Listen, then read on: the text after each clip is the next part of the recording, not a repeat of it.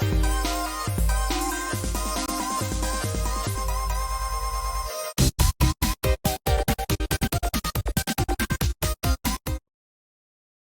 everybody, and welcome to our early comic preview video. I'm Andy. I'm Matt. We're here with Infinity Flux Comics out of Chattanooga, Tennessee, and this is our show where we go over some of the biggest and best books that are coming out to comic book stores this week, especially our store, Infinity Flux. You can follow along at infinityflux.net, where you can order all these books we're about to talk about. But some really big stuff coming this week. You can see just a couple of them here to begin with, but I think pretty much all of mine are heavy hitters that you're going to want to stay, because even some of the ones I'm like, I hate this has to be so late in the show, like some of the Marvel Crypt of Shadows and all of that I'll be talking about later. You don't want to miss that stuff. Yeah, we'll give you a secret emoji to drop at the end, like to make so that we know if you stayed around or not. Yes, so let's get started. I'm actually going to let you start this time Yeah, because we've got a big one that's very personal to us. that's right. So this is Fear the Funhouse Toybox of Terror. This is the Infinity Flux store exclusive variant cover with art by one Mr. Andy Dugan right there. So Andy did the cover art for this right here. So this is from Archie Comics. This is a one shot, just three separate stories of just creepy and weird stories. But unlike most anthology books, they do sort of fit together.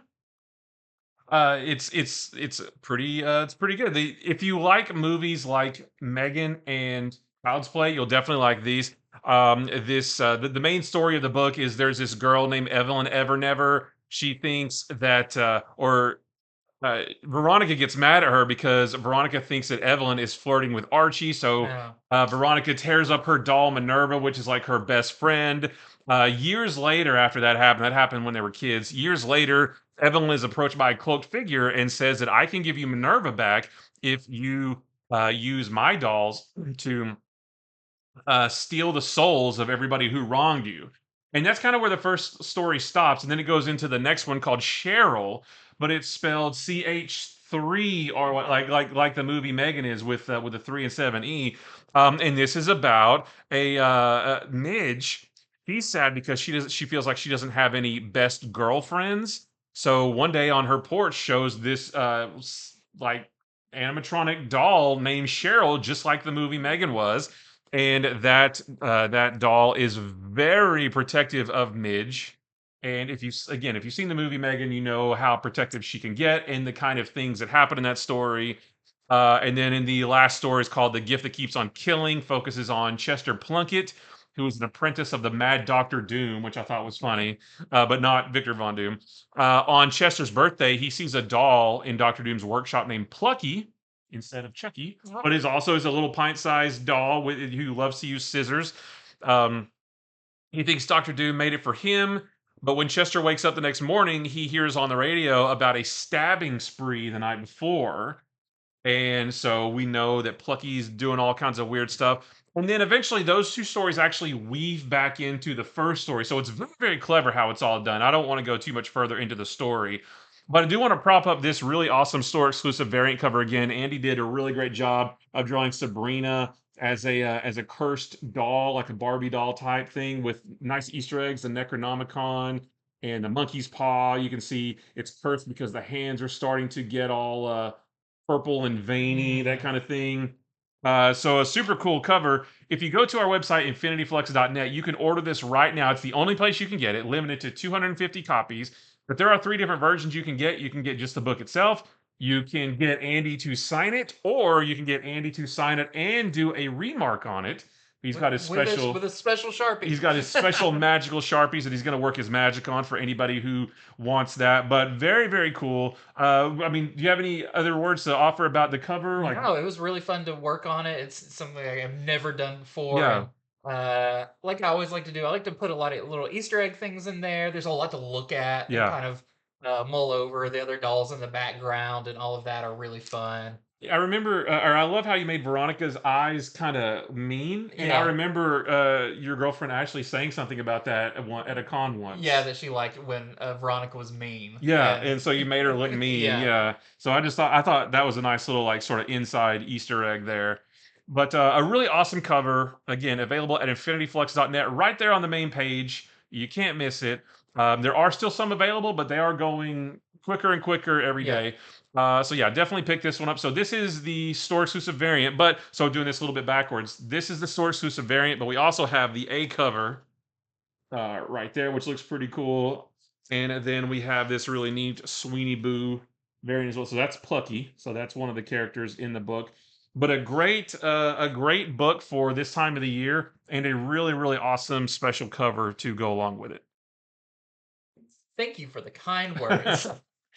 My check is in the mail. Well, I've got a really awesome book to begin with. This is Justice League versus Godzilla versus Kong.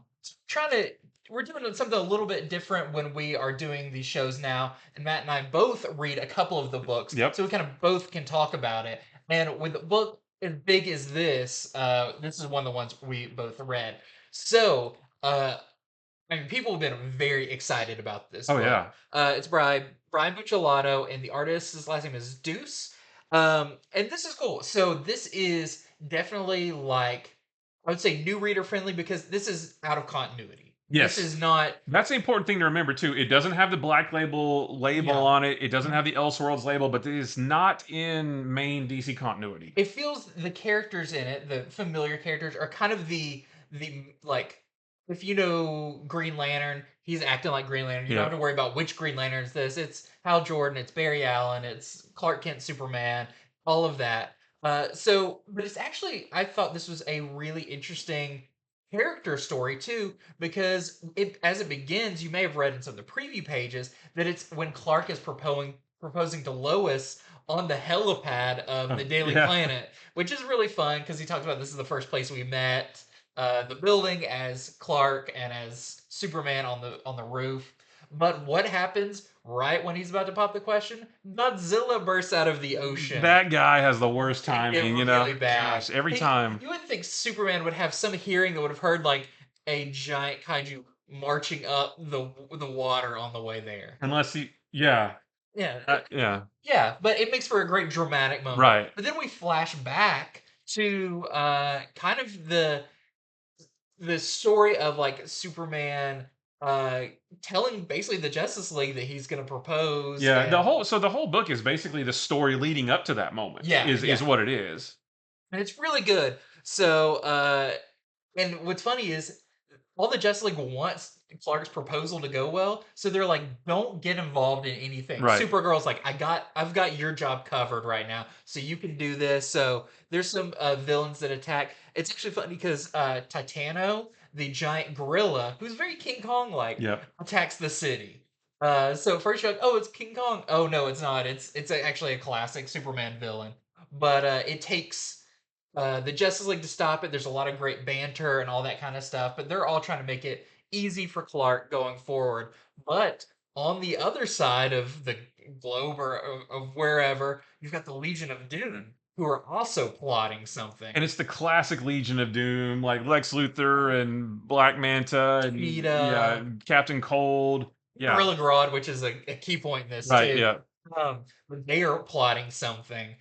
They are going to break in to the Fortress of Solitude, which Lex Luthor's been, working for years trying to figure out where it is, and they're finally ready to get into it. And they also have a lot of really fun banter because they don't get along. They Right. do remind you of the Super Friends version where they're just always kind of trying to one up each other and they don't get along and they even say that they're not super friends. But what are they trying to steal in the Fortress of Solitude that would lead them to maybe unleashing the and Godzilla and friends on the DC universe? I don't want to give away what kind of leads there because it's actually really fun. Right. It's kind of a mix of like they did this and then someone else did something, and it all leads around. But you do see, you see Godzilla Mhm. and you do see Kong, but briefly. So this is definitely a setup issue to the big stuff that's coming. You kind of had to get all the pieces in place. How are they all here in the same location at once? Right. And what I was surprised by, and this isn't a spoiler to say, but you know, Kong and Godzilla was not the Legion of Doom's plan. No. Like they had a different plan, and that went haywire. And now now they have a new plan Yeah. with God that it does involve Godzilla and Kong, but that wasn't what they Do were. they have a plan, or does one of them have a plan Uh, that he didn't even know that he was enacting? yeah, I think it's that. But yeah, I mean, it's Yeah. that wasn't their original plan Yeah. though to They begin didn't with. know they were there. Yeah, Maybe like they're not even on the main DC universe. I don't think they I are. think they're in like Godzilla Yeah, universe. the monster verse. Yeah, the Yeah, MonsterVerse. So, anyways, it's really fun. It's very new reader friendly, and it sets up a lot of fun action. There's other fights in it. It's not like there's yeah. no action. There is a lot in there. Well, if you take out the Godzilla and Kong aspects, I would recommend this to any new reader because this is very classic Justice League versus Legion of Doom, Yeah, and they fight in the Fortress of Solitude, mhm. and yeah, I mean it's very classic feeling for Great sure. roster of characters Yeah, involved in this. So I'm really excited to see where this goes because it does hint that it's not just Godzilla and Kong. right. But you do see maybe on some monitors some of the other MonsterVerse characters that could appear, and it sounds like they're probably going to be there from what happens in this. Yeah, So really, really fun. I believe this is a little bit oversized of an issue. I'm not felt a little sure. bit It longer. feels a Yeah. little bit longer. This is our A cover. That's a wraparound cover. We also have Some really cool variants. there's a lot of big promises of some big fights Hmm. coming. So we have this awesome Matina cover. I love this one because you look around at who's involved in this fight. You've got Firestorm, you've got the Demon, you've got the Atom, you've got Mr. Miracle. Like a lot of really fun characters on this cover. Then we also have this Jim Lee cover, which I really wonder if we're going to see that. I wonder if Batman has had the giant mech just I ready hope for an so. occasion like I this. hope so. Then we have some incentives. This is the 1 in 25 Dan Mora variant. Very cool. We've got a lineup poster in our store of this right now. We're selling it for $18. And then we have a 1 in 50 Qua variant. It also has a ton of really cool characters on it that we're selling for $30. Oh, did we get the sound effects? I think those are going to be delivered later. Okay. I think because of the machinations of Yeah. them making sound, I think those come a little bit later. Yeah, I was gonna say because those weren't on FOC early, like a lot of those types of things Right. are. So it makes sense that they would have to be later Yeah. because those covers were the same FOC as those ones. Yeah. So it makes sense that those. So if you are looking for the sound effects covers, I don't believe that's this week. That's gonna come a little bit further in the future. All right, so next for me is Spine-Tingling Spider-Man #1. So this is the Beginning. this is the first issue of a new Spine-Tingling miniseries. We had the Spine-Tingling Spider-Man, the one shot just a couple of weeks back that was a collection of all of the digital because Mhm. this was originally it was the original was originally a digital first comic. They released a one shot collecting all that physically, and then now this is a new Spine-Tingling Spider-Man miniseries, and this one was really cool. The book starts out with Spider-Man fighting Spider-Side, which I don't think we've seen him since the 90s, but they're fighting across the rooftops, and Spider-Man finally defeats him. I don't know if that's going to come in, if Spider-Side's going to come into play later in the story or not. Kind of a fun character. Yeah, it may have just been a way to get the book going. Peter goes back to his apartment. He falls asleep, but he wakes up the next morning to a couple of cops like aim in his apartment with their guns aimed at him. And he's like, "What is going on here?" And the landlord pokes his head in and said, "Officers, that guy doesn't belong here." He's like, what are you talking about? I live here." And he looks around. He's like, "Well, none of my stuff's here." Ooh. And the landlord says, "I'm not supposed to be here." He doesn't want to make a scene, so he says, "Fine, I'll go. I'll leave." And he calls up Aunt May, and Aunt May says, "Who are you?" What? I don't. He's like, I'm. It's Peter, your nephew." She says, "I don't have a nephew. Stop calling me." So he's like, "That's weird." The worst prank ever. Yeah, he calls Mary Jane. She doesn't answer, and then it does mention that the rift between them. He's like, "I don't know if I should call her because of the rift between us, but I'm going to do it It's anyway." kind of concurrently going on with Yeah, Spider-Man. yeah. So he calls her up. She doesn't answer, but he goes to her apartment and finds her as she's going into the building. And he says, "Mary Jane, you got to help me. You got to help me." And she's like, "I don't know who you are. This guy's harassing me." And it draws a crowd of people. And they're like, "Hey, man, you harassing her?" So he runs away. to this construction site, and he's gonna run away by climbing up a building, only to find that he does not have his spider powers either. Ooh. So nothing, like everything's weird for Peter. Nobody knows who he is, no powers or anything like that, until he gets a text message that says if he wants his life back, to get on one of the trains in Grand Central Station at midnight. And he's like, all right, well, I got to find out what this is about. He gets on the train, and I won't say anything more about that, but it's super duper creepy. Like, Hmm. Spine-Tingling Spider-Man, on the cover, it says the scariest Marvel book ever. I don't know about that. But for about the first half of the book, I was like, well, this isn't creepy. It's just like nobody knows who he is. He doesn't have his powers, but there's nothing creepy about it. Once he gets on the train, that's when it turns creepy and weird and very spine-tingly Spider-Man. So I really liked it. Like this was a really fun. I really want to know what happens next. But this is a good one, especially for coming out in October. This is a good one. So we have our A cover right there, and we have this really, really fun, cool, creepy, but yet cute, gaudy young variant as well. Does it have any connection to the previous Spine-Tingling Spider-Man, or is it just another scary Spider-Man story? I mean, Do they not bring up the song at all that was no, in that? nothing Okay. like that. At least not now. Okay. Yeah, nothing like that. Interesting. Well, it sounds very cool, and Yeah. also sounds new reader friendly, which is great. Yeah. Well, I mean, I guess if you want to know, if a new reader is like, I thought Peter Parker had spider powers. Well, maybe like a reader who's not reading current Amazing Yeah, you don't need Spider-Man or anything like you don't need that. to know anything else about what's going on with Spider-Man to read that one. There needs to be a term for that, not current reader of the book Right, or yeah. whatever. Okay, next up for me is the Sensational She-Hulk #1. I was very excited about this one because I love the previous She-Hulk run Same. by Rainbow Rowell, and this one is by returning artist Andres Ginolet, who was the team on Runaways for a long time.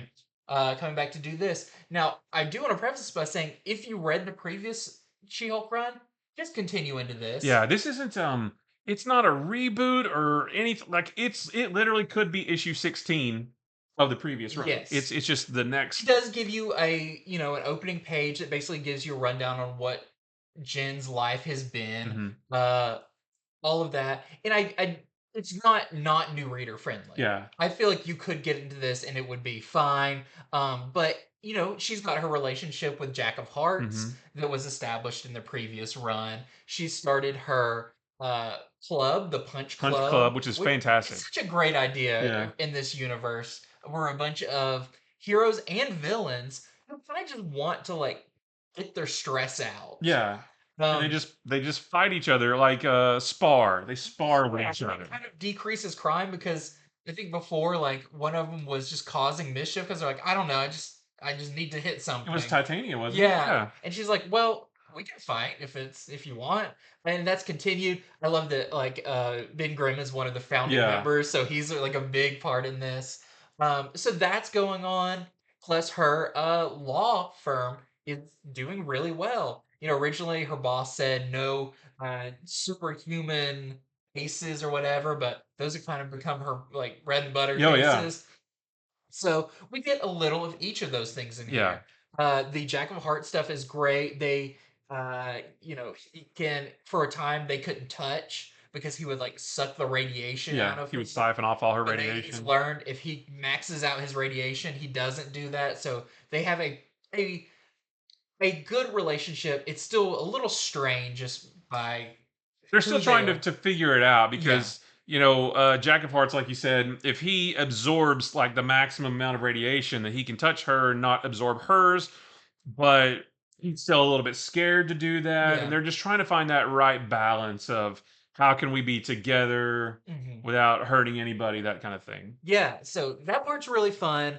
The stuff going on with her law firm is great because in this one, two deviants show Right, up. Deviants as as in Eternals and Deviants. yeah. Yeah, So and it's the classic one. It's not like the movie versions that are like weird monstery. I mean, they are, but they're very like Jack Kirby monster in yeah. this. Well, one of them is. One of so there's two of them, and apparently they just hang out all the time. They're I think they live together. yeah, they both got kicked out of being deviants. One got kicked out for being too ugly to be a Right. deviant, and the other one got kicked out for being too pretty to be a Yeah. deviant. But the ugly one is a real chill guy. Yeah. He's real cool. He's got a job. He's got like a data entry job or Right. whatever. And the pretty one is like a A real total jerk. just a Yeah. jerk. He's a tough customer when he deals with people. And they got kicked out of their place, and Right. they're looking for a new place that they can both live. And so Jen's gonna have to help them with that. And then going on with the Punch Club, it's kind of funny because it's kind of what happens with like real life things where they've got this club, it's real fun, and then people start being like, "Can I bring my significant other?" Yeah. And it starts to kind of rattle the club. They're like, "This isn't what this is supposed to be." And what's funny is you're in the superhero world, so Titania's significant other is Absorbing You're right. Man, who is the bad He's a guy. bad guy, yeah. He's gone up against Hulk numerous times, and She-Hulk. And She-Hulk's significant other is Jack of Hearts. And so they kind of debate who's allowed to be in our club. It's just really fun. So I would say it's kind of a slice of life book For with a now. yeah for now, but with a heavy dose of superheroing in it. It's really fun. I think if you really like if you're not only into just like smashing buildings and all that kind of stuff, if you want a really fun, just like I don't know, you're just watching Jen's life. Yeah. Yeah, I remember what we said about the last series when it was going on was it was kind of a nice breath of fresh air because there's so much going on at Marvel with so many X-Men books and events and things like that. This book is just its own thing and it's not even like super action heavy all the time. No. It's fun. It is what it is. It's a fun comic Yeah. book and it's not super actiony and punchy all the time, but I they've done such a great job crafting Jen's life with her lawyer work and Punch Club, and then also taking out a few villains and stuff. Yeah. Like I just want to live. I want to follow her around in the book, and it's just different than anything else Marvel's Like doing. whenever there's like maybe a hint something big's gonna happen, like I kind of don't want that. Kind of want to keep going with Yeah, this. I just Like want to see what kind of weird clients Jen's gonna walk if into, it and was just that, I'd be happy. I yeah, love seeing the time where like weird people were sitting in a waiting room yeah, and they all had like their weird reasons yeah. why they were there. Just really, really fun. So all that to say, Sensational She-Hulk is a blast. If you're Hmm. looking for a fun comic, pick this one up. We've got some great variant cover for this as well. We've got this Granov variant that's an homage to another Sensational She-Hulk *1. I believe this is the The Dan Dan Slott, Slott. yeah, that's the Uh, cover of the omnibus too. Yeah. yes. We also have this uh, Eric's Lee variant. Very cool. We have this Ryan Gonzalez variant. Of course, you got to have Gotta have a Scotty Scotty Young. Young variant. We also have this is the Erica Andolfo, the new champions variant. The what if she had a sidekick Yeah. variant? So very cool And again, there. disclaimer: that character is not real, does not appear in that book. So don't don't let Keith Collector tell you different. Yeah. We also had this Lucas Wernick zombie She-Hulk variant. And then we also have this really nice 1 in 50 lyrics Lee Virgin variant that we're selling for $40. And I did also want to mention there is that Adam Hughes foil variant, but because just like we were talking earlier, some variants based on like materials that have to go into being used for them or whatever, sometimes we'll throw the release date off. The Adam Hughes foil cover comes out November 1st. Okay. So you didn't miss it if you go into your store looking for it. The really nice cover, but it is not released yet. All right. So next for me is Green Lantern War Journal #2, the new series featuring John Stewart. This one was really cool. So in the last issue, we saw him fight Varen, who is a Green Lantern technically, but John Stewart kind of equated him to like a fake, like a cheap dime store version of a Green Lantern, the United Planets version of a Green Lantern.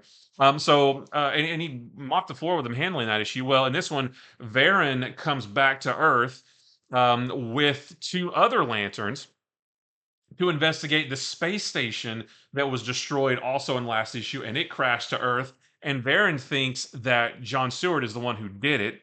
But while investigating the crashed space station, they are attacked by the Revenant Queen, who again we saw in the first issue.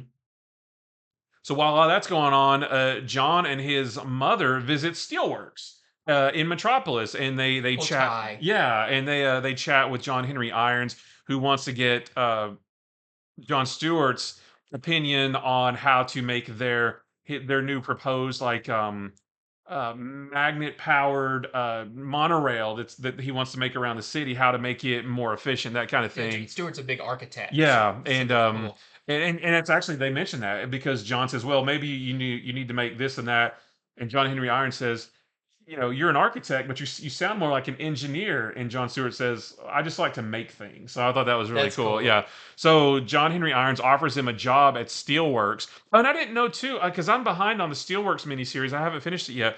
But Jay Nakamura, who John Kent's boyfriend, I guess works at Steelworks, is like John Henry Irons' assistant or something. Yeah. Because he's in this book, and I didn't know that. So that was cool to see him. So they're on the train riding back home, and he's John Stewart's talking to his mom about, what do you think? Do I'm not leaving you, mom. Do you think you could live here in Metropolis? But before they really get to talk about it, their train is attacked by Varen and the other lanterns he was with, who are now Revenant dead. They Mm, were on the cover. It says Night Ride of the Revenant Zombies, but it's Revenant dead. So the Revenant Queen actually turned them into zombie-like creatures. They're not zombies, but they're mm. zombie-like, but complete with like not they don't have their Green Lantern powers anymore, but they have something similar. So it turns into a big fight, and John has to deal with the three of them while keeping his mom safe and keeping everybody else on the train safe. So that turns into a big fight. He is able to handle himself against him, but something surprising happens at the end. I won't tell you what it is, but I was like, oh, I got to read the next one. So just yeah, more good John Stewart action. But I liked the bits with. We've talked about this before, like the character moments. I liked the whole interaction between John Stewart and John Henry Yeah. Irons. Just, and I like the idea of superheroes who have all this technology then using it for the betterment of just Yeah. like basic society. Like I like that kind of stuff, and Yeah. then like pulling their heads together to make other cool stuff. All that stuff I think is really really cool. But then the action was good too. So yeah, really cool issue. I like this one a lot. That's our A cover right there. We have a couple of variants. This is our this is our artist spotlight. Our Delato honest spotlight. I should have recognized that from the beginning. This is our Solak variant as well. No, but the Green Lantern from the other universe that popped up in the first issue, he wasn't in this one. So I guess more Okay. more to come on that, I Is this a guess. mini series or is this? I don't know. It's hard to tell now because DC kind of does those like 6 issue and we'll see how it I goes. want to say it's one of those. Okay. Don't take my word 100%, but I feel like it's a 6 issue miniseries that has the potential to get expanded Because they later. used to put like one of six or Yeah, they do on whatever. some of them They still. do. Yeah, the ones that I guess they're like the writer or whatever is like, I for sure only want to do six of Right. those. I don't know. Okay, next up for me is one that I enjoyed so much. This is Hack Mm. Slash Back to School #1. So this is a mini series. I feel like I always have to not defend Hack Slash, but I have to like sell it to people every time. It's really, really good. The whole Hack Slash, it's been going on since I think maybe early Early 2000s, 2000s.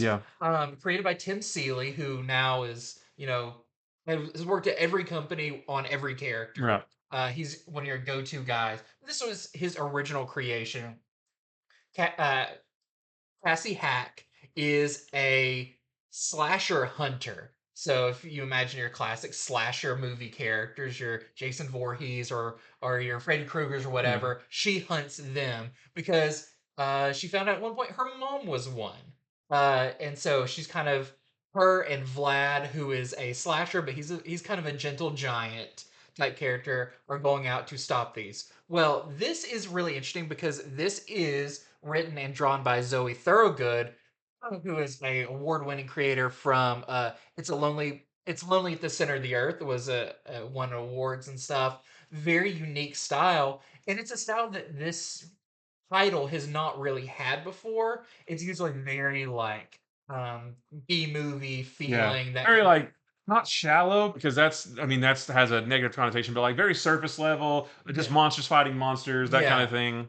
But this is actually really, really cool. Like I love all the hack slash stuff, but in this one, it takes place right as Cassie Hack is going out on her journey to stop these slashers. A running thing in all of hack slashes, they're broke. Like they don't make Yeah. money doing this, so like they can barely afford to get like another fast food meal as they're on the road. Um, but so this takes place then, and Cassie, Hack, and Vlad are actually at a fast food restaurant talking about how they have to basically share food because they can't afford enough for both of them. And there's a mascot walking around. It's a big bunny, like kind of a Ronald McDonald type character or whatever, but it's a bunny who's, saying goofy catchphrases and all of that. Then suddenly he murders everyone in the room. Oops. So except for Cassie Hack, who figures out this is one of those slashers I'm going Yeah. after. Well, she decides to go after him, but there's something that gives her pause, and during that pause, someone else bursts in and takes care of that slasher for her. This woman comes in, and her name is Darla Ritz, and she comes in with a chainsaw, very stylishly, and Cassie basically goes up to her and be like, "Hey, you just did what I'm like wanting to do." And Darla's like, "Well, I've got a school for that." So this book is going to be about Cassie going to this school that is very. I kind of put things like um, a Strange Academy. There's very like like a weird supernatural school. Yeah. If you like that kind of like Harry Potter, Strange Academy, you've got very quirky characters in this place learning a not your traditional things like you said earlier. Somebody's killing the children Oh yeah. with all of them. Like it's very much in that tone. But you've got really fun characters in this as well. There's her roommate whose name is Boo, and she's like a cross of if you mix Harley Quinn with Hello Kitty. Huh. Very bubbly, but also just the craziness behind her eyes. It's really fun. This sets up kind of uh, their first mission they're going to go out on is Cassie's learning how to do this. Is this a prequel? Like, does this fall like before all the other ones? Like, is this her Well, learning to do that, or? it comes after there's a I think it's called like First Cut or something like that that was her origin Yeah. story. It's a volume that Image put out. This would take place right after that. Okay. So, but this could definitely be your first jumping Yeah. on point if you've never read Hack But it's Slash. not chronologically. It's not her latest adventure. No, Like, not at okay, all. that's what I couldn't because we've seen so many different hack slash books. She's crossed over with Yeah, everything. and I was thinking, well, is this after that? And now, like before, she's been able to handle herself, but now she's really honing her skills. But this is before. This is before It's kind of how that. she learns how to do it. Big selling point about this is Zoe Thorogood, the writer artist. Very unique style, but like very like stylish. Like you look at her, like that person has such a cool, nailed down style, very unique. So if you're into really indie books, you'll definitely really like this. It's very clean. The colors are kind of a flat color. They're not hyper rendered. That makes some really interesting uh stylized stuff. Just highly recommended. Super cool. And if you've never read Hack Slash, great jumping on point for that and perfect for Halloween. And we actually only have the one cover right Hmm. here. I think there was a variant. We already did our pools for our customers, so must have run out already. All right, well, just continuing on with the creepy, spooky Halloween theme. We have Beneath the Trees Where Nobody Sees. This is a wonderful book about all of the characters in this book are animals, right? And this is about a woman named Samantha Strong. She is a brown bear. She lives a nice, quiet life in a quiet little town called Woodbrook. She owns and operates a hardware store. And there's other characters, that are ducks and sheep and cats and yeah, Gooses. just all kinds of fun animal characters and everything. The whole book is just so cute and adorable, and it's all this idyllic little town with all these cute little animal What's people. she dragging there on the cover? She is dragging. She likes to kill people. She Oh, has there she we go. There's the hook. she has what she describes as basically a sickness. And it's funny because the whole book is narrated as if she's writing a journal, and she explains that killing people, she says, quiets, but then that's scratched out and says muffles the voices in her head. And I mean, she looks just like that. She's this cute little brown bear character, but yeah, she has this need to kill people. We learn that she has killed, I won't tell you how many because that was kind of shocking to read, but she has killed dozens of people across a couple of decades. And she, so it starts out with she's like, she's walking to work, and again, small town. Everybody's like, "Hi, Miss Strong," and she's, "Hi, kids," that kind of thing. She helps people out at the hardware store, and then one day she's like, "All right, I can't remember the name of the other person that works there." She's like, You've got the store. I've got to run into town for a meeting." But she actually goes to the city, and there's a cool scene where she's all happy and smiling, and the minute she crosses that, now leaving Woodbrook sign, face goes like straight stern. Um, and she goes to the city because she has a set of rules that she lives by. She says that she should only kill people in the city, because if one person goes missing in a small town, that's all anybody will talk about for like a year. But in the city, people go missing all the time. And she says she must always choose people at random so that it doesn't look so that nothing can be pieced back to her. Well, we actually see her kill somebody in this, a cute little duck character who's just trying to help her with her car, and it is gruesome. So all that to say, this book, as cutesy as it looks, this is not for kids. Do not let kids read this book. It's very like Hannibal Lecter, like not in the way that he eats people, but like very very smart and Very calculated. she's all about having things nice and neat and in their place. Almost OCD level, not quite to that, but she wants everything exactly the way she wants it. And yeah, so we see her do this horrific thing in the woods.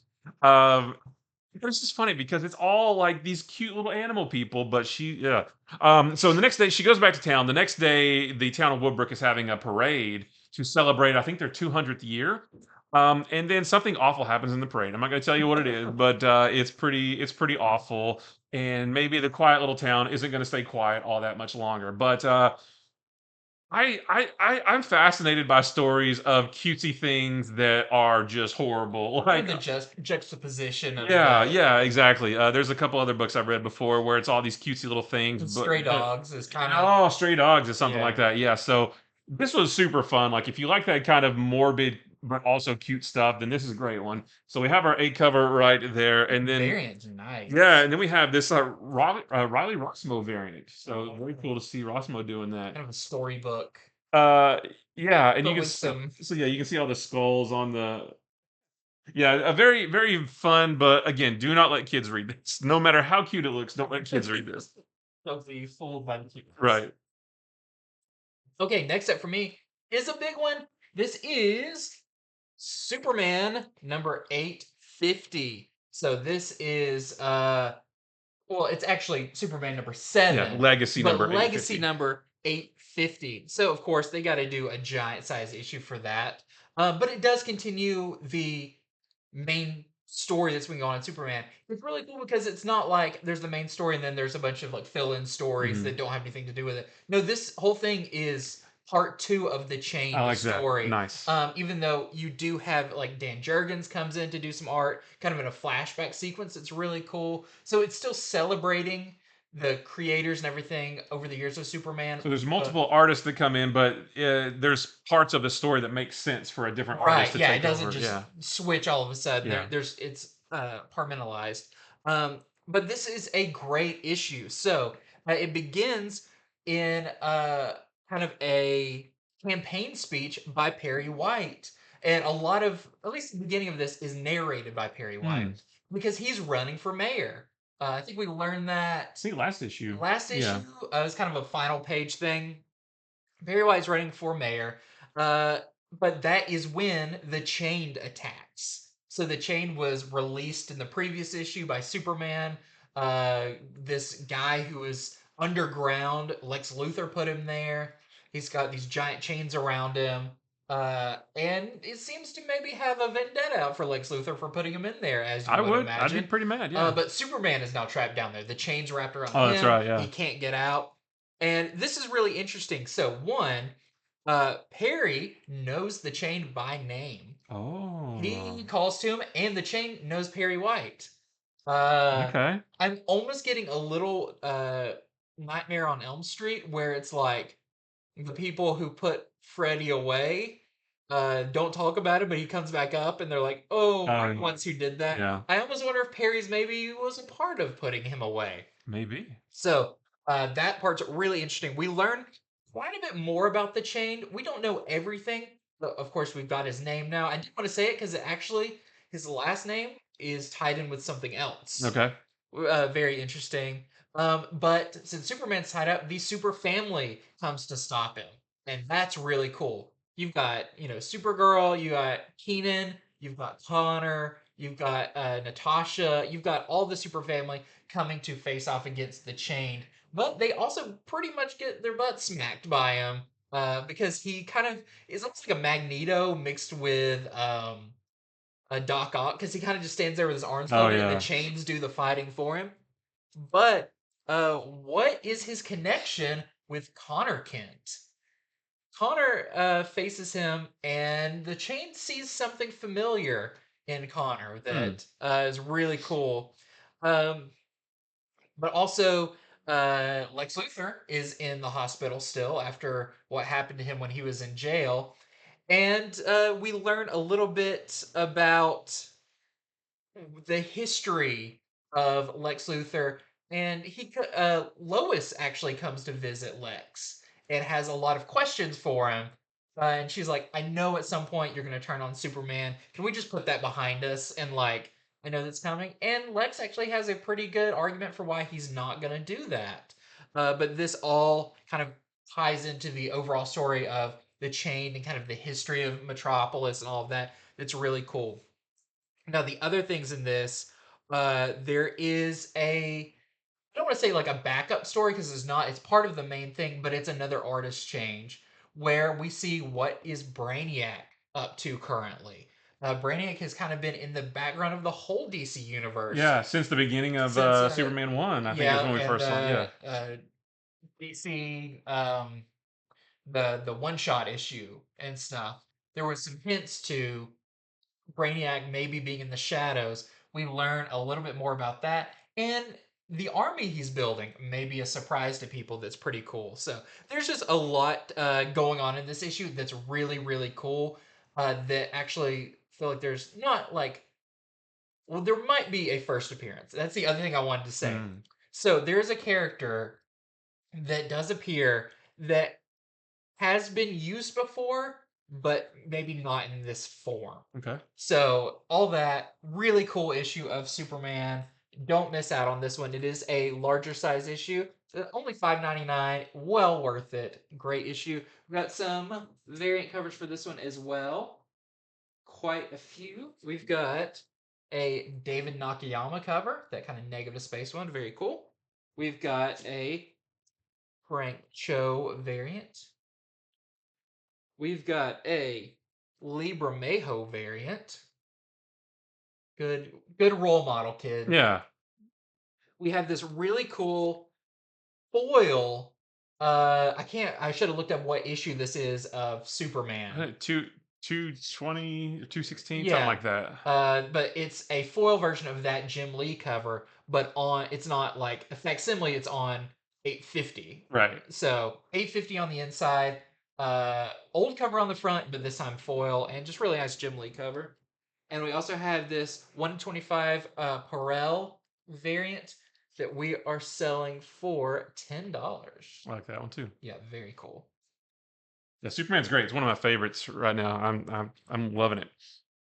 All right, so next for me is Daredevil number 2. So this is the second issue of the new Daredevil series. In this one, the cops come to the St. Nicholas youth home where Matt Murdock is now sort of living and working as a priest, helping out some troubled teens. The cops come to that place though, and they are investigating claims of an article that was posted online that says that it's secretly a training ground for teen criminals, Mm. and that this article says that. Matt Murdock is teaching all of these teens how to be thieves and steal stuff and things like that. They want to come in and look around. Of course, Matt, also being a lawyer formerly, he says, "No, not without a warrant. Get out of here." Sends them away. But then he starts to get really, really mad, and he needs a way to direct that anger. So he suits up as Daredevil, and and it's nice because it's kind of classic Daredevil. He goes like prowling the streets at night, swinging through the city, to help clear his head. But he still feels like he needs. He even says like, "I need to hit something. I need to punch something." And then he hears some commotion in the street, and he comes across this heavily armed crew called the Heat that we've never seen before, and they're shooting up the streets. And so he takes them on, and that fight is a really cool action sequence. There's some really cool stuff he does with his Billy Club. Like it's a really just a cool sequence of him fighting these guys. And I wonder if they might play into the story again later because he makes note. He asks them, or he sort of makes a mental note, like that they have all of this really advanced tech, all this really heavy tech. Where did they get it? Who are these people? Because he's never seen any of them before, so that might come into play again later. But so that really cool action sequence. So he deals with them. Later on, he comes back home and he just can't get this out of his head. He's like, "Who is writing? We're doing good work here at the St. Nicholas Youth Home. Who is posting these anonymous articles about us doing bad things?" And so he starts to research, and actually, he does find out who wrote it. I won't tell you who, but it was very surprising. Like I was like, "Oh, why would that person do that? And what does that mean?" And I started trying to think, maybe this is why, maybe they're trying to get at this or that. So more to come on that, but it was very, very interesting.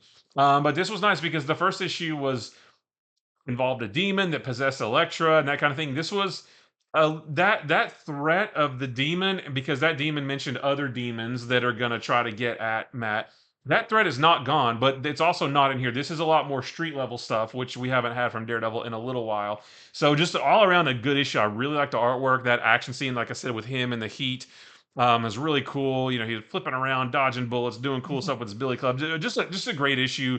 The first issue was cool too. So just a good a continuation of a good start for this new Daredevil series. So we have our A cover right here. We got a couple variants.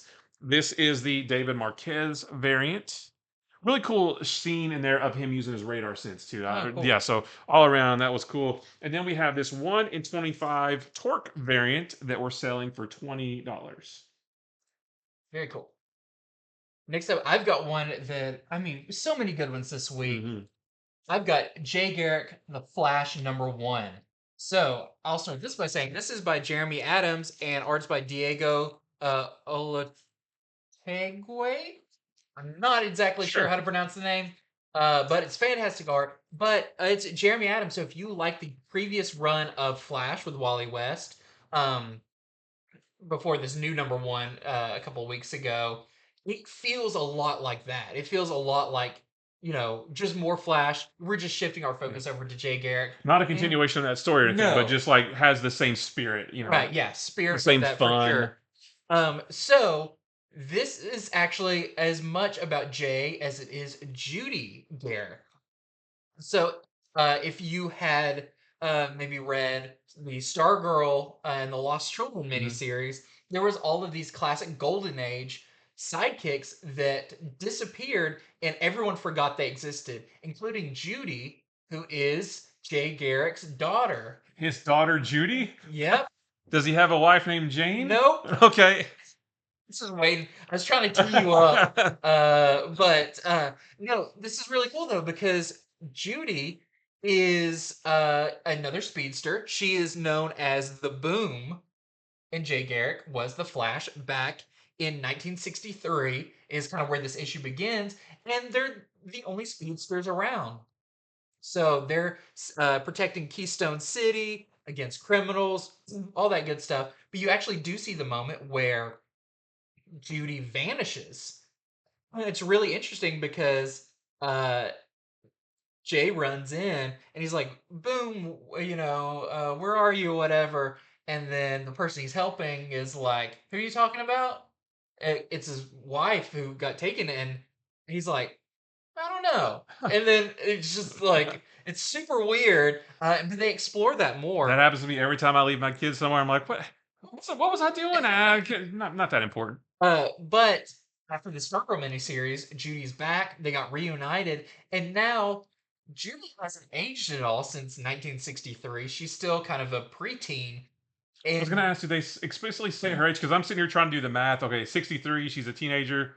She was born maybe in 1950. That kind of works. If he was a hero in the 40s, yeah, this is what it kind of gives me the feel of. It yeah, she's maybe like 13, 14, 15, something like yeah, that. okay, But she's now found herself in a very different Keystone City, in a very different world. She even has a moment where she's running through the city and she's like, these buildings are so big and so pretty now. They're so fancy. Uh, and she's wanting to go out and stop crime. And Jay's like, don't, like, one, we already lost you. We forgot about you. We don't want that to happen again. So there's a lot of really good emotional stuff between the family and kind of getting back together. The kind of trauma that comes with that. Uh, Judy finds her room, which was previously, it was actually originally her room, but then it was Bart's room. So okay, it's totally trashed. yeah. And now she moves back into it. She's like, everything's familiar but different. For her, she didn't forget anything. But so at one point, she's talking to Jay and is like, what about, what's his name? Um, Doctor Elemental. She's like, well, what? Did you ever stop Doctor Elemental? That was the kind of fight when she disappeared. And he's like, who? She's like, your arch nemesis, Doctor Elemental. He's like, oh yeah. He's like, I forgot him just like I forgot you. So there's more characters that have been forgotten. Interesting. That's really cool. And we then see what happened to Doctor Elemental, and I feel like that's setting up what the story's gonna Oh, be. okay. But overall, this is really, really good. It's really character driven. It's about this family coming together. She now is in a world where there's tons of speedsters. Like Jay introduces her to the term, yeah, we're called speedsters. Right. And she's like, oh, like she holds up a picture of like the whole Flash family, and she's like, oh, there's a lot of us. So she's trying to work back into this. It's not easy. Jay's, dealing with I'm a dad when I used to think we weren't able to have Yeah. kids. Just really, really good stuff. So if you're a fan of Flash, Golden Age stuff, character driven stuff, I mean, just pick up Jay Garrick the Flash. Buy it so that I can get more of it. DC will see this Yeah. is popular. Yeah. This is selfish for me because I want to read more of this. Yeah. So pick it up for me.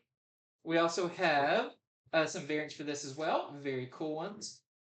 We have this Francis Manipul variant, which is really cool because Manipul was the artist on Flash for a long time with Jeff Johns and then Brian Buccellato. So that's really cool. See him back drawn Flash. We have this Acuna variant, more of the family stuff that's great. And then we have the foil version That's of the A nice. cover. So very, very cool. Continuing those foil variants. Hey, that sounds really cool. If I weren't local, where could I buy those? Well, if you weren't local, thank you also for teeing me up to that. You can head over to infinityflux.net right now, where you can pre-order these books that we're talking about. You can buy the variant covers. You can subscribe to series and become some of our loved subscribers, Pullbox customers, and everything that if you're a Pullbox customer, everything you pre-order, you get 10% off of. Just great stuff over there at infinityflux.net. And if you go over there and it's your first time, you can use the code I love Flux at checkout, get 10% off your first order, and you can use both of those at the same time. If you're first time buying and you're pre-ordering, that's 10% off. Yeah. Does not double up to 20%, which still doesn't make sense in my head. But It's like 10% of 10%. It's like 18 or yeah, 19%. yeah. It's still better than a 10%. Yeah, for sure. Yeah, two is better than one for sure. All right, so next for me is Nightwing number 107. You should buy this just for the tagline on the cover. Come for the seas, immaculate beauty. Stay for Nightwing's pirate booty. That's sells itself right there. So in this one, this is continuing Nightwing's nautical adventure. So in this one, Beatrice Bennett, who we saw, he used to be in a relationship with her, and we saw her last issue. She tells Nightwing that if he wants his package from the hold, and all that was established last issue, that he needs to help her apprehend her brother Dirk, who thinks that he should be the captain of B's crew instead of her because he is actual like blood relation to his father, whereas she is adopted. And those are her words. That's how she explains it to Nightwing. So because he's blood relation to his father, he thinks he should be the captain of B's crew. But he's not a good guy. Like he's kind of a criminal. She doesn't want him to be captain. If he were captain, he would do all kinds of bad stuff. So Nightwing kind of mulls it over a little bit, and while he's on the ship, somebody pushes one of B's crew overboard, and so Nightwing's like, "Oh, don't worry, I got him." But he jumps up on the rail to jump in, and then he just freezes, and he can't do it. He can't jump in the water. So B has to jump in and save him, and he has no idea why. He's like, "I Hmm. just froze," and he's still on comms with Barbara, and she's like, "Dick, what happened?" And he's like, "I don't know. I just froze. I couldn't do it." So that's a big question mark. Like, so that's what we're gonna have to figure out over the course of the next few issues. But despite that, he does still agree to join B's crew on her quest to apprehend her brother. He says, "Yep, I'll go help you." But B actually makes him take his mask off. She says, "Is anybody looking through your mask inside you?" And he says, "Well, yeah, because Barbara has the video feed." And she says, "Well, nope, nobody can see what we're gonna do." And she makes him takes his mask off and throws it in the ocean, and he puts on a different mask instead. He actually does change into that outfit there. Like he wears that by the end of the issue. It's pretty funny.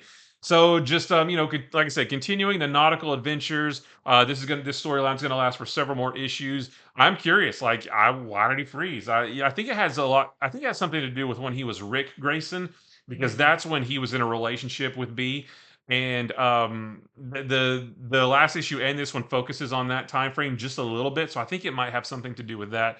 Well, still really cool, a really fun issue of Nightwing. So we have our A cover right there, Nightwing's Pirate Booty. We got us some cool variant covers as well. This is the one that I pre-ordered. This is the very cool Dan Mora cover showing Dick Grayson throughout the years. Not Nightwing necessarily, because there's Batman up there from his time as Batman. I love that one. We also have this really cool Jamal Campbell variant. This did not happen because again he could not jump in the Look at water. that. Yeah, That maybe would have happened if it that's what will. would have happened. Yeah. We have this Delano artist spotlight variant. Some more awesome Delano stuff there. I love these. These are super fun. These are the trick or treat variants. Really like that one. And then we have this 1 in 25 Redondo variant that we're selling for $15. This is the A cover, but without the cool catchphrase. And lightning instead of And yeah, rays. lightning. Yeah. So very, very cool. Hey, next up for me, we've got another Marvel book. This is Crypt of Shadows #1. This is perfect for Halloween, as this is an anthology book with some of those characters you see on the cover there. So there is a what's the technical term for like what the Crypt Keeper is? Like Oh, I don't know. Yeah. he's like a host basically. Yeah, I guess He so. tells the stories. Well, that part is written by Al Ewing that runs through this whole thing, and it is hosted by Victor Strange. Doctor Strange's Steve, brother. yes, Yeah. Stephen Strange's brother, Victor, who has been around for quite a long time. But where is he? He's inside the Sanctum Sanctorum. But where? I Ooh. feel like that story is actually going to continue somewhere else because I think in Doctor Strange they're going to continue that story. He's locked in the bathroom. Yeah, he's telling some stories about some creepy stuff. So we've got a story called Brick by Brick that is about Wanda fighting someone called the Bricklayer in a house that was built with cursed bricks. Okay. It's really interesting, and the artist in that is by Steve Orlando, and the artist Paul I Azaceta just said it. Yeah. from Outcast. Robert Kirkman's Outcast was really cool. We have a story called The Living and the Dead by Van Scott, and the artist's name is Premanik. And in that one, Deadpool fights the living mummy.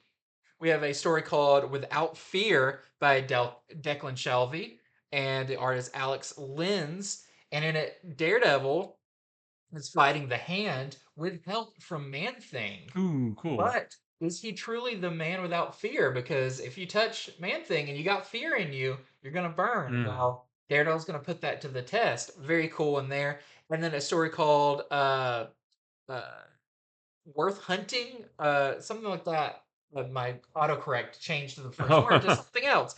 But I think that's by Sarah Gailey and Peter Messias. And in this, Craven is hunting werewolf by Oh, night. that's awesome. And he gets some help by someone else, someone on the cover right there that you can maybe figure out. So just really fun story. It does say some of these stories are going to be continued in other Okay. things. So if you like it, it's not like it's not tied in with anything. It actually you can follow the stories elsewhere. So that one is really cool. So that is Crypt of Shadows. It's your A cover. We also have this as a setup variant. There's Wanda with the bricklayer. And we have this 1 in 25 Baren's variant that we're selling for at $25. I like that. Like I think all those characters show up in these. Nice. Yeah, I can't wait to read that one. I love those kinds of books this time of year. Yep. All right, so next for me is one that I loved. This is Iron Man number 11. I really, really love this issue. I'm loving this series so far. So in this one, Tony and Emma, they got married last issue. Now they're going on their honeymoon. They go to Hawaii to keep up appearances so that they actually try to get in the background of other people taking pictures so that they can be seen, on their honeymoon in Hawaii to keep up appearances. But they also go to Hawaii because of its close proximity to Krakoa. So they have this plan that they devised last issue that is going to Krakoa to steal some Mysterium that Emma had in her residence on Krakoa. They hope, they hope that it's still there. They don't know that it is, but they hope that it is. So Tony puts on his stealth armor because the island is being protected by Stark Sentinels and Orcus. So he has to sort of sneak in all stealth-like to get this Mysterium. It doesn't go quite as he planned, but he is able to get it. And he crafts it into something that's really, really cool. But he says that before he, puts it out into the world, because the gist of it is he's needing to make a new armor that's completely a new imagining of his armor so that he can take on Fei Long and Orcus because Fei Long owns all of Stark Industries, all of Stark's patents, so he can basically shut down anything Tony does. So Tony says, several issues ago, he says, "I need to make a whole new set of armor that nobody's ever thought of." So that's what he needs the Mysterium for. Well, he doesn't. I will say he does not craft it into a suit of armor in this, but he does craft it into something really cool. I won't say anything more. But he wants to test it before he puts it through its paces, and the way that he tests it is also really cool. And I won't tell you how that is either because you should read it to find out. It's really really fun. Super good issue though. I'm loving this so far. I'm loving this whole storyline. I love how Tony Stark Iron Man has now become a big part of this whole Fall of X story. Yeah. You've got all this Orcus and all this stuff going on with X Men, but Tony Stark is a factor in it too, and it's just so well done. So I really, really like this issue a lot. This is our A cover right there, and we have this really nice Eddie Granoff homage. This is an homage, right, to his run on Iron Man. And then we have this new Champions variant by Miyazawa. What if Tony Stark had a teen sidekick? I guess he would have green hair and wear the Mark One suit. I guess.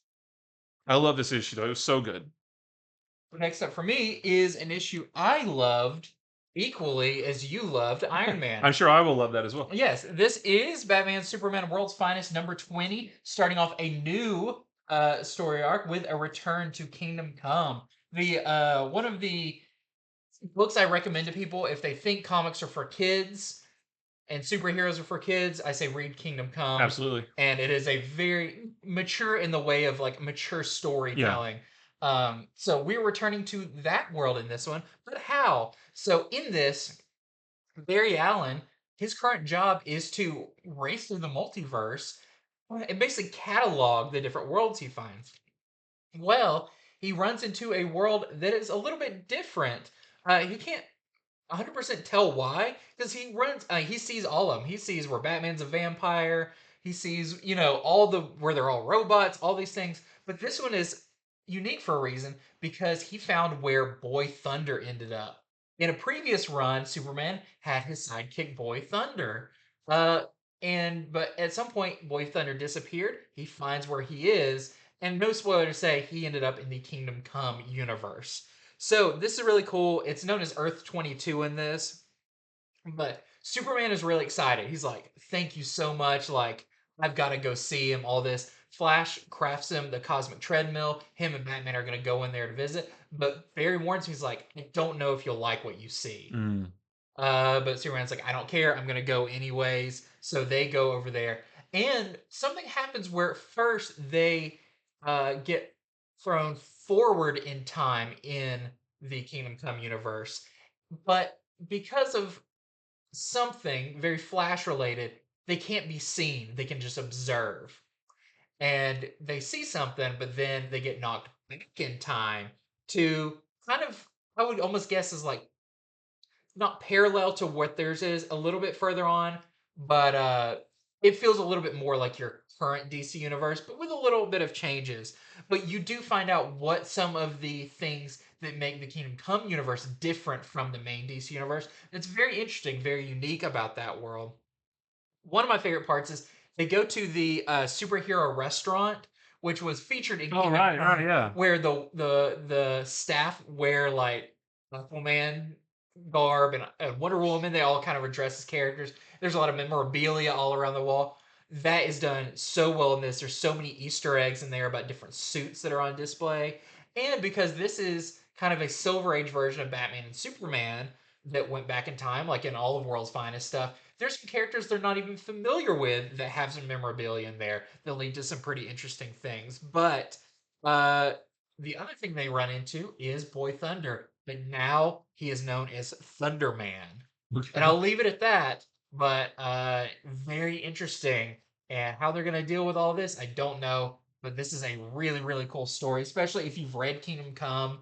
You like that kind of version of them. To see this very classic version of these heroes meet a world that is very different than their own. This is great. Yeah, I So, can't wait for World's that. Finest number 20. One of my top picks for this week for sure. I just I read it and I was already so pulled into it I forgot to take notes and Oh, I had to like go back yeah. and take more notes because I was just reading it because I enjoyed it so much. We've got this Beren's variant with your kind of pseudo Kingdom Come versions. I know Batman's a little bit different in Kingdom Come, but very cool one there. We also have this Chrissy Zulo variant with Superman, Trick or Treat variant.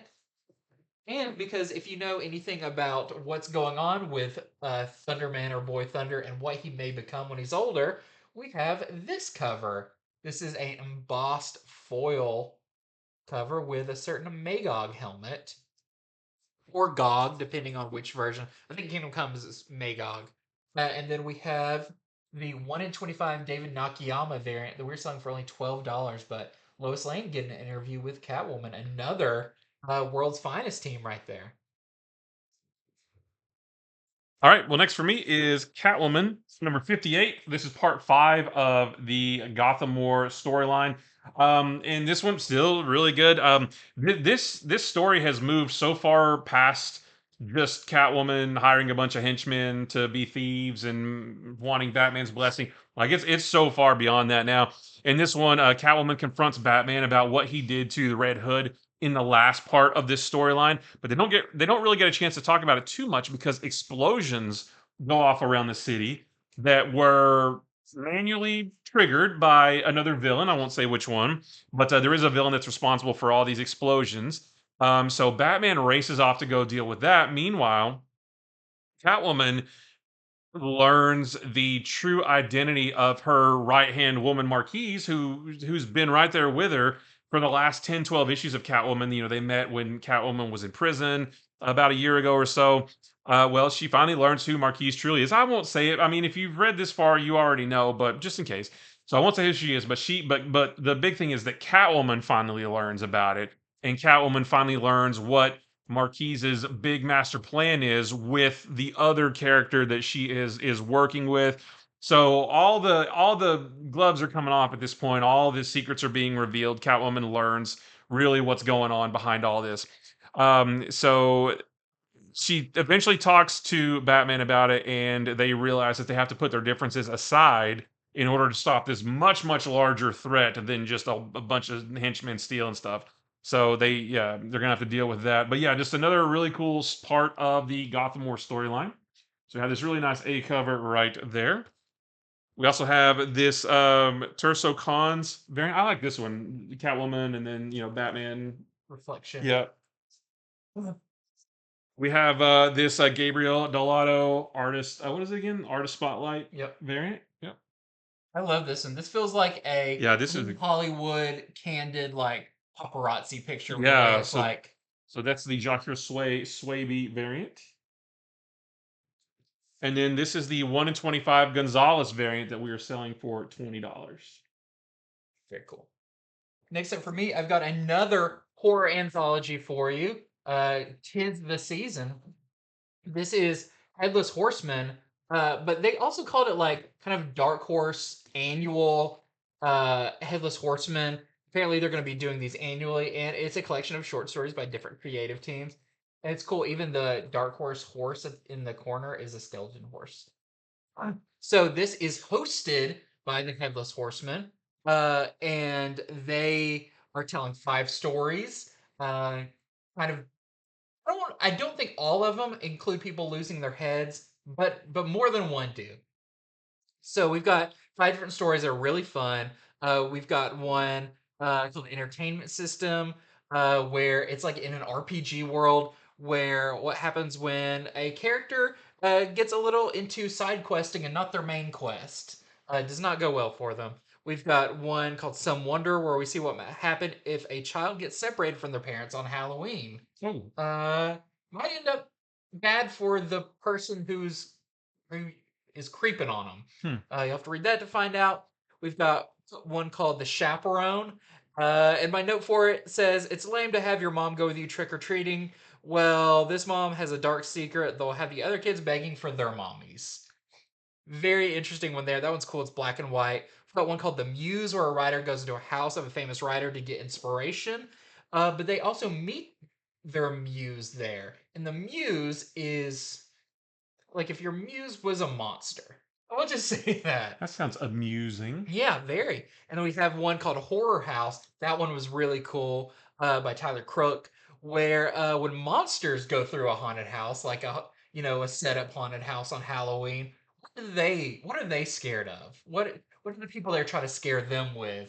Uh, Pretty funny. It goes real hard in some parts that a lot of people will really enjoy. You'll have to read it to find out, but it's a really fun collection of these short stories. I like these. Right when you finish one, you're ready to start the Yeah. next one. So that is Headless Horseman, and we've got some great variants for this one. So this is our Spears variant, very creepy, and the one I'm getting, we've got this awesome Mike Mignola Yeah. variant. All right, so next for me is Moon Knight number 28. This is the start of the last days of Moon Knight. So we know, not a spoiler, we know that Moon Knight, in some form or fashion, is going to die with issue number 30, which is going to be the end of this run. Well, this is the start of that storyline to see how all that happens. And in this one, Moon Knight and Hunter's Moon and Tigra, they launch a full frontal assault on the building that Black Spectre is in because Black Spectre has moved up his timeline for basically not necessarily destroying the city, but driving everybody in the city mad. So he's starting to do it immediately. So they just go all out and start attacking him. But they do have to fight their way through hordes of henchmen and booby traps through the building and things like that, which is really fun to see. While they're doing that, though, Zodiac, who is working with or for Black Spectre, he is up to something else involving the Midnight Mission. And I don't quite know what yet. We'll have to wait for the next issue.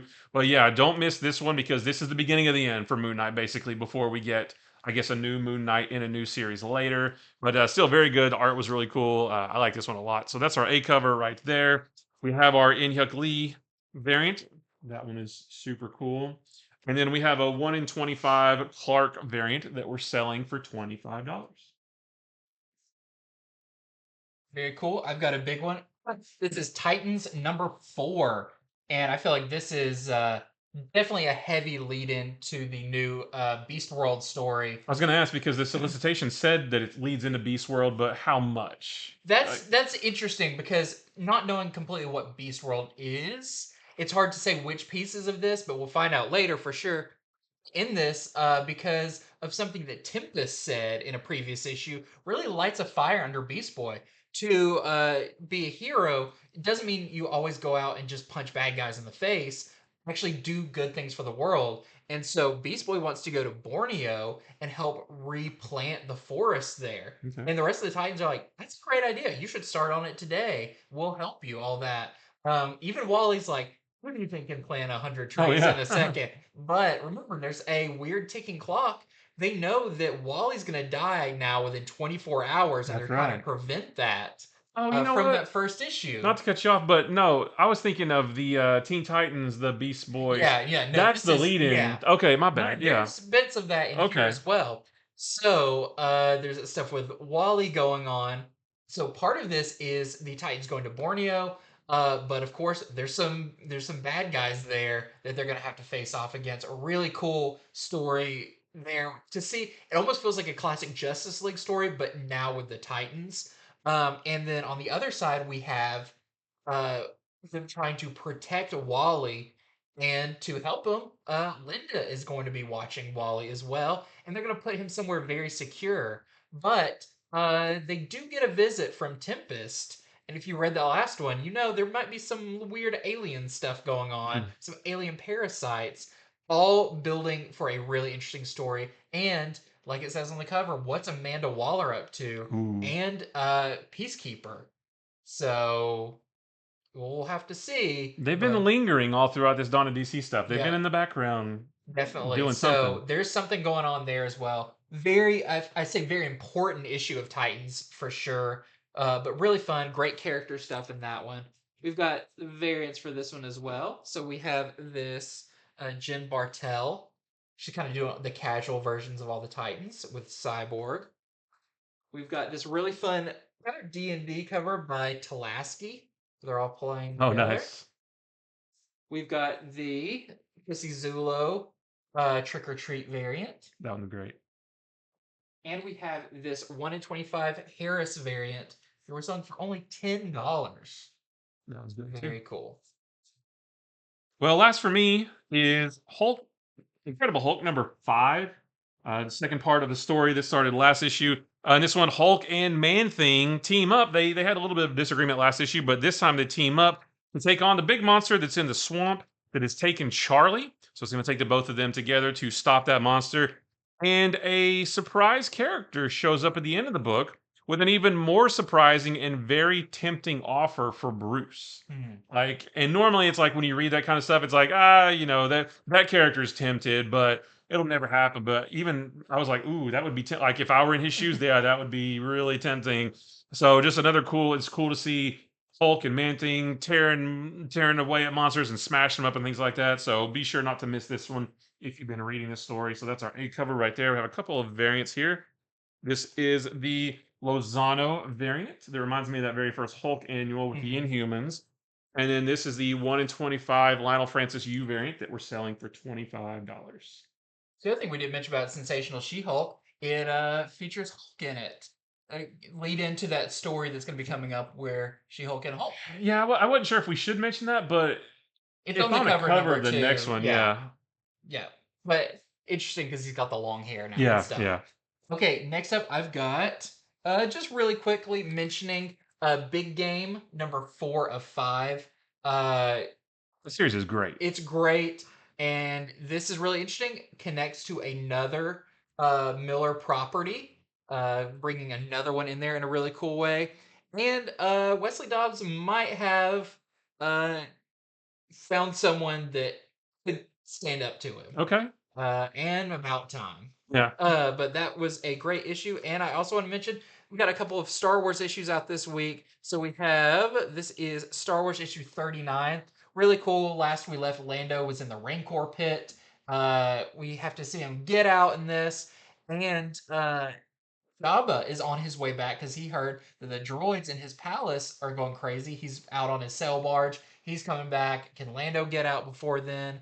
And Lando actually has a moment with Han and Carbonite where he kind of apologizes for everything. Not quite that much, but it's a really fun issue of Star Wars. And we also have our issue 2 of Obi-Wan Kenobi, and this one is the first appearance of Haja, who is a great character in the show. So don't miss that one. If you are a fan, we got variants for those as well. We have the John Tyler Christopher cover. He's getting every character in there, Yeah. including Pit Droid. Got this one, which I'm definitely getting. Our Clone Wars 15th anniversary cover with Rota the Hutt. Where is he? And can we have more Rota the Hutt, please? We've got this. This is part 38 of the Return of the Jedi anniversary covers, blowing up the Death Star. Thank you, Lando. We've got this 1 in 25 and win variant that we're selling for $25. And finally, we have the variant for Obi-Wan as well, with Flea from the Red Hot Chili Peppers. Yeah. Very fun. So wowie zowie. Big old week. Big week. We ran longer than we always intend to, but so much stuff that we had to let you know about. We're here for you. We know your wallets are going to be suffering this week, but it's okay. We're all in this together with so many great comics coming out. Don't forget to head over to infinityflux.net where you can pre-order these books that we just talked about and many, many more. There's more variants, more goodness over there. And thank you so much for watching. Wait. Just want to plug this one more time. Do not forget to go to the website and order your Infinity Flux store exclusive cover with art by this guy. It is super duper cool. Did I show the logo on the back? Nope. Look at that. The logo's on the back of the book. It doesn't get cooler than that, right? It does not get more than that. Very awesome. So, like I was saying. Sorry. No, I wanted to promote your work. Interrupt me to promote me. That is perfectly fine. Thank you so much for watching. Like and subscribe, do all that fun stuff. And until next time, See ya. See ya.